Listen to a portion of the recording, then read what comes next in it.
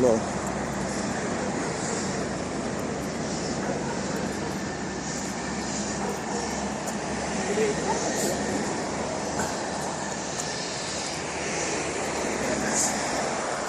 Ponas Patruli, kodėl tokioj vietoje atsistojote?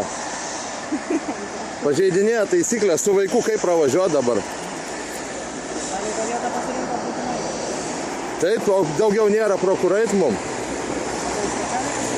Ne specialiai, bet kaip jūs taip mašiną ant kelio?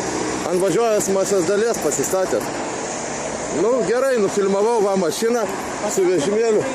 Taip, mums reikia praeiti, tai dabar per bortus eiti, su vaiku. Taip, bortas čia yra pravažiavimas, tenais yra užvažiavimas, o jūs pažeidinėjate taisyklę.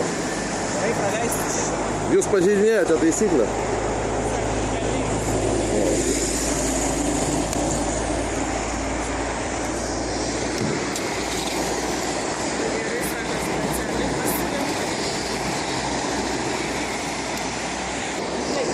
Ir vėl pasistatė.